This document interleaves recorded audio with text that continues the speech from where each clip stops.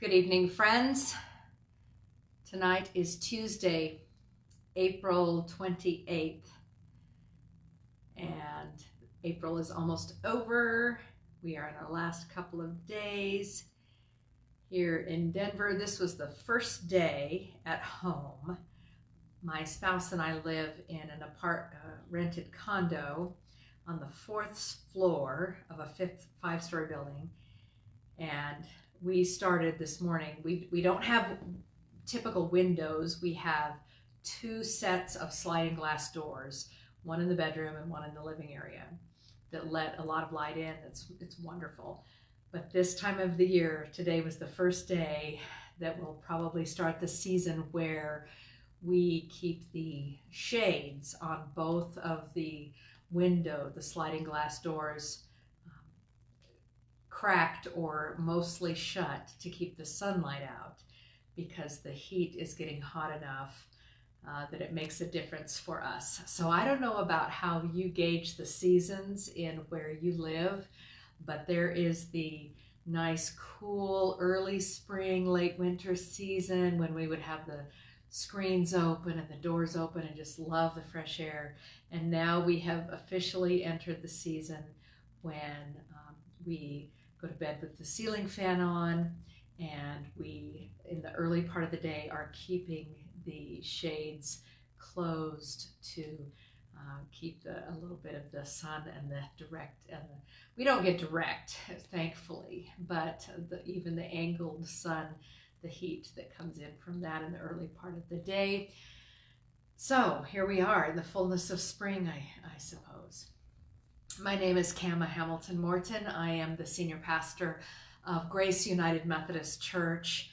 We are in South Denver, right off of I-25 and Yale, when we meet in the church, which it has now been a number of weeks, and it will be a number of weeks till we can gather there as in person.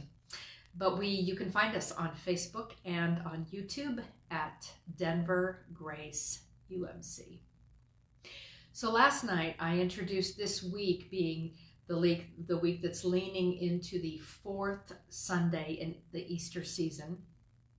And one of the scripture texts that around the world as a part of the global, the lectionary cycle of Bible readings, we follow, there's a 3-year cycle where those churches that follow what's called the lectionary, over the 3 years, you will get most of the Bible read or shared in worship or in study or in personal devotion if you follow that lectionary cycle. And so there's year A and year B and year C, and they follow for the prominent gospel readings, those gospels that tell the story of Jesus. Year A is Matthew, year B is Mark, and year C is Luke. And then John, the fourth gospel, which is very different from the other three, is scattered throughout the 3 years. So this is year A. It started with the first Sunday of Advent before Christmas, and we are in the year of Matthew as the prominent gospel. Each week, if you look up the lectionary readings, it's a great devotional practice, because every week there's a Hebrew scripture reading or from the Old Testament, there's a psalm, there's a gospel reading, and there's another New Testament reading.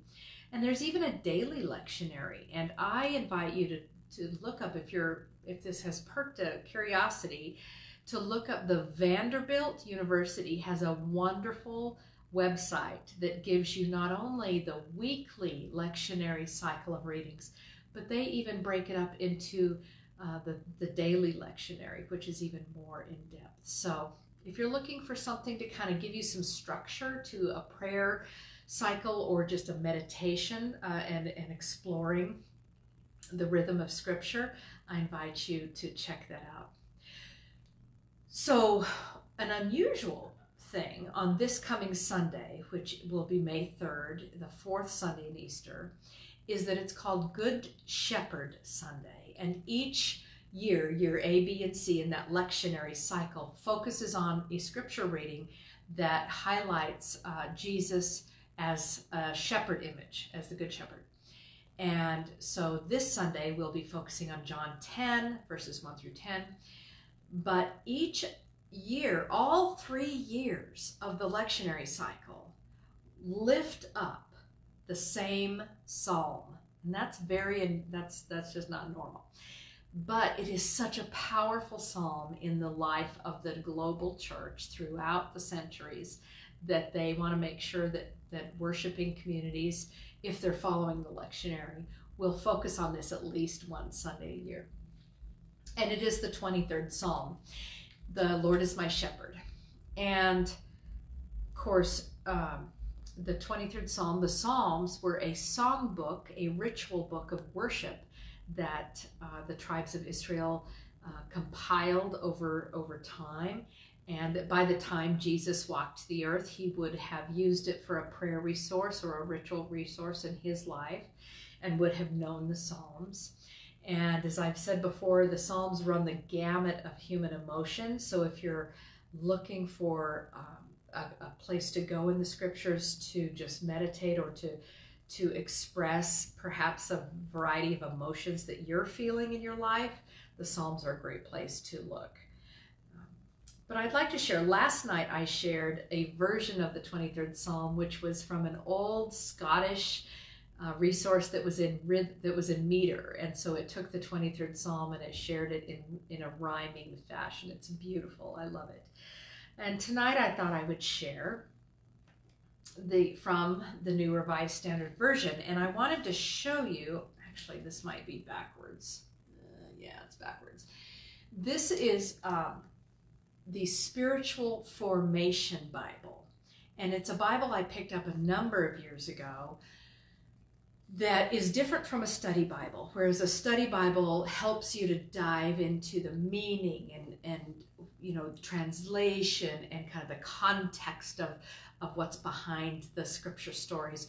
This Spiritual Formation Bible is very different. It's not about engaging your head, your intellect. It's about letting your heart and just your sense of spirit just rest with the scriptures and to receive them. So it's got reflections and meditations and prayer practices at the beginning of the Bible. They talk about different Ignatian prayer and Lectio Divina and other things. It's a great resource.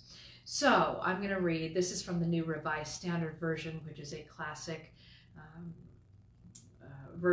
translation of the text. Psalm 23, the Lord is my shepherd, I shall not want. He makes me to lie down in green pastures. He leads me beside still waters. He restores my soul. He leads me in right paths for his name's sake. Even though I walk through the darkest valley, I fear no evil, for you are with me, your rod and your staff, they comfort me. You prepare a table before me in the presence of my enemies. You anoint my head with oil, my cup overflows. Surely goodness and mercy shall follow me all the days of my life, and I shall dwell in the house of the Lord my whole life long. I invite you, if you have a Bible at home, to find it and to look at, I don't know what translations you might have, to look at that Psalm 23 and to pray it. It doesn't have to be an intellectual endeavor and a study, although that's interesting too. And we now have a new Thursday noon Zoom Bible study where we're just beginning to take a look at what is the Bible, why should I care, what's in it, and it'll be kind of a broad stroke of some of the themes in the Bible. If you're newer to the scripture, we invite you. Let me know. Give me a message, and I'd love to give you a Zoom invite. But that prayer, that 23rd Psalm, people have memorized. That's a wonderful psalm to memorize and to call upon any time that you may just need a prayer, that you may just need some grounding. Those images that people have prayed that psalm all over the world in many different circumstances, anything we can think of, in many different languages, that they have called to mind that image. The Lord is my shepherd, I shall not want. He makes me lie down in green pastures. He leads me beside the still waters. He restores my soul. It's a very poetic rendering of a prayer. So I invite you to do that as we continue to lean into this fourth Sunday of Easter, this Good Shepherd week, which we will focus on this coming Sunday. And following this guide to prayer for all who seek God again, which I have used periodically, I found a reading for this week, this fourth Sunday of Easter week, from Henri Nouwen. If you look him up, it looks like Henry, Henri, and his last name is Nouwen, Nouwen.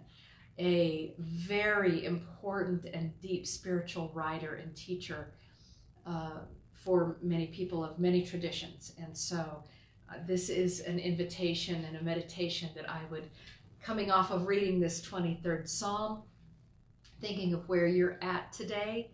I don't know what blessings or challenges you have lived through today by yourself or with your family, with kids, with parents, people on the phone, people on the Zoom, just any number of ways that you may find yourself sitting in a moment of exhaustion right now.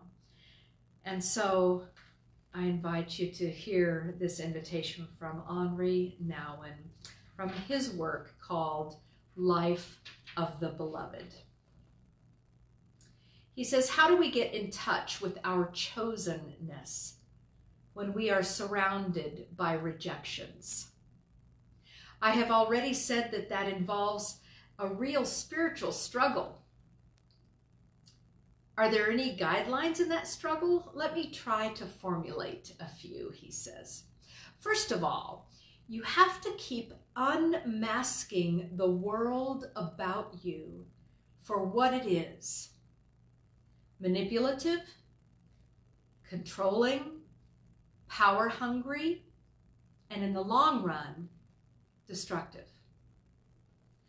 The world tells you many lies about who you are, and you simply have to be realistic enough to remind yourself of this. Every time you feel hurt, offended, or rejected, you have to dare to say to yourself, these feelings, strong as they may be, are not telling me the truth about myself. The truth, even though I cannot feel it right now, is that I am the chosen child of God, precious in God's eyes, called the beloved from all eternity, and held safe in an everlasting embrace. Secondly, you have to keep looking for people and places where your truth is spoken and where you are reminded of your deepest identity as a chosen one. Yes, we must dare to opt consciously for our chosenness and not allow our emotions, feelings, or passions to seduce us into self-rejection. The synagogues, the churches, the many communities of faith, the different support groups helping us with our addictions, family, friends, teachers, and students, all of these can become reminders of our truth. The limited, sometimes broken love of those who share our humanity can often point us to the truth of who we are, precious in God's eyes. The truth is not simply an inner truth that emerges from our center. It is also a truth that is revealed to us by the one who has chosen us. That is why we have to keep listening to the many men and women in history who, through their lives and their words, call us back to it. Thirdly, you have to celebrate your chosenness constantly.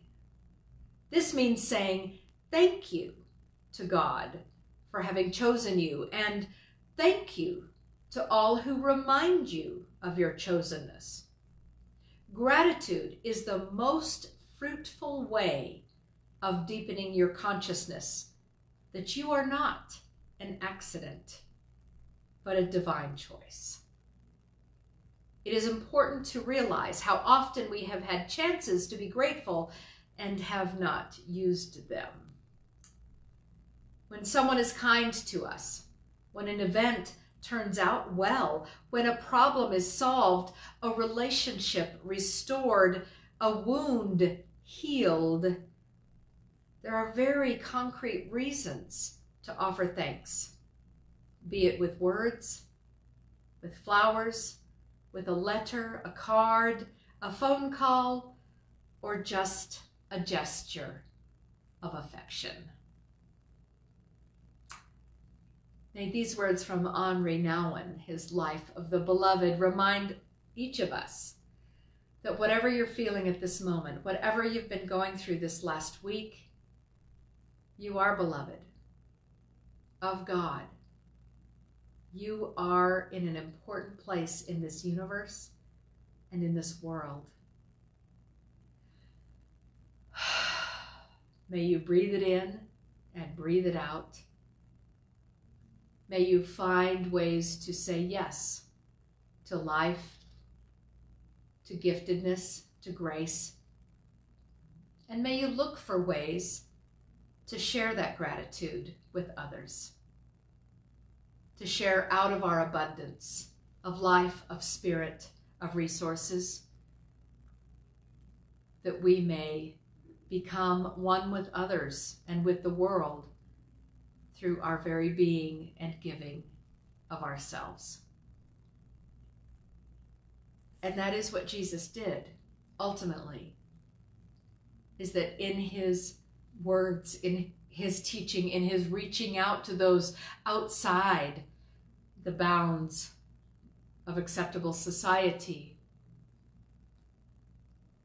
he pushed himself and others to see the possibilities of how we can be God's kingdom together, God's beloved community together.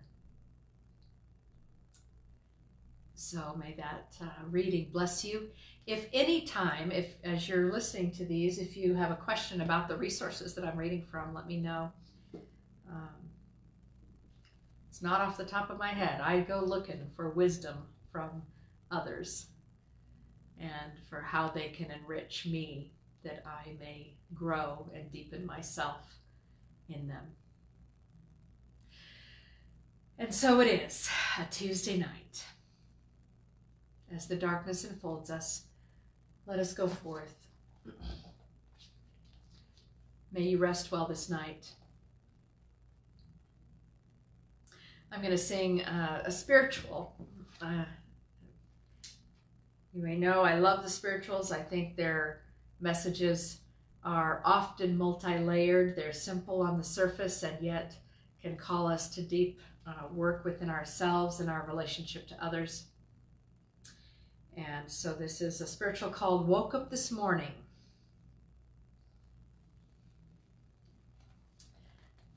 Receive this as we prepare to go forth.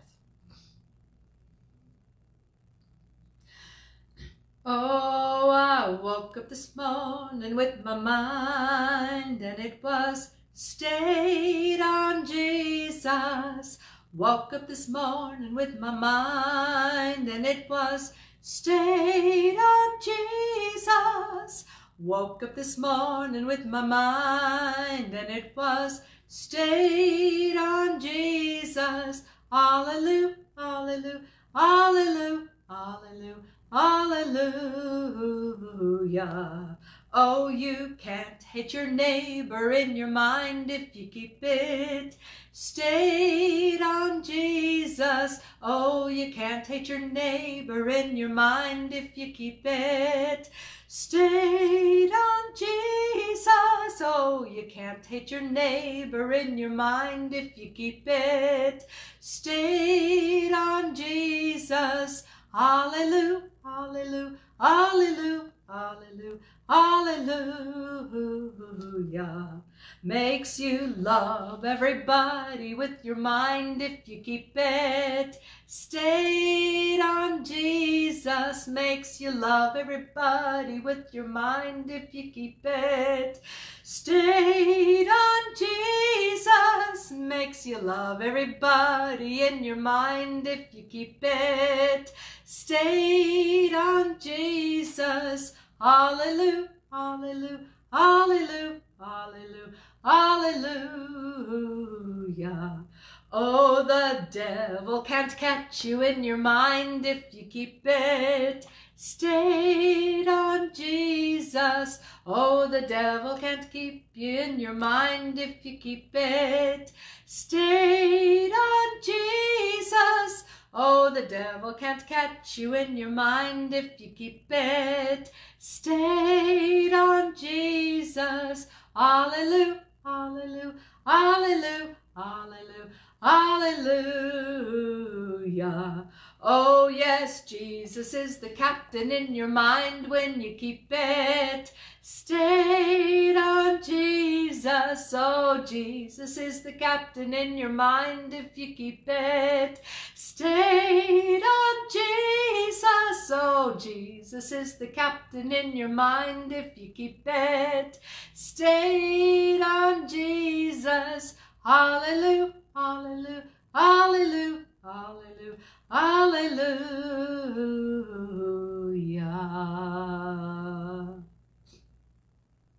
Isn't that fun? It's fun when you have different voices calling back and forth.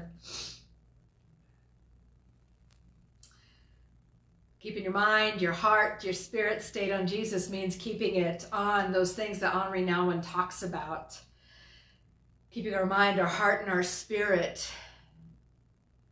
focused on our sense of being beloved children of God. That we are created and crafted and shaped and molded throughout our lives to be bringers of help and hope and healing, to be bearers of light and life, to extend gratitude and grace in moments when others may not feel that around them. So may you look for examples in which you can be that beloved to someone else. This Sunday in Denver Grace UMC, we worship online on Sundays at 10 o'clock, and we invite you to join us on YouTube and Facebook at Denver Grace UMC. And this Sunday, we are going to return to a deep part of our Wesleyan heritage, this Wesleyan Methodist movement called the Love Feast. And we're going to invite everyone who joins us online to grab a little simple something you may have on your counter or in a cupboard, a piece of bread, a piece of fruit, a cup of water, a cup of coffee, and to join us. And we will pause in our service to remember what it means to be community, to give thanks to God, to eat. And a typical part of the Wesleyan Love Feast is kind of a testimony. It's maybe what might be called a God sighting, or where have you noticed or seen or experienced or received the presence of God or the holy, a moment of forgiveness or of graciousness, where someone extended themselves to you, or that you were able to extend yourself to someone and they appreciated it. So if you have a story or an example, I would love to receive it, as we're going to share some of that on Sunday. And I do invite you to join us, if you wish, on Sunday at 10 o'clock or after. It'll be posted to both YouTube and Facebook after. But there is this sense of us coming together as a community, even electronically, to remember the basics of what calls us together. And that is the love of Christ, which was given so fully, and that which now is that we are invited to live it out in our lives in the ways that we can. So you can be thinking about that, friends. And if you have any questions or have anything to share, I'd love to receive any of your testimony or witness to the workings of the holy in our communities and around the world. So let us go forth into this good night. Whatever it is that is burdening you, may you breathe deep the presence of the loving God who creates you, who moves in and through you, and who calls you beloved, that you are chosen to be an example of the strength and the presence and the love and the holiness that Christ came to give us as a witness. That we may try waking up with our minds stayed on Jesus, and that through our day we may look for ways to extend that power and presence to others. Grace and peace to you, beloved. May you rest well, and may the Spirit of the living God rest on you and in you and through you this night. Amen.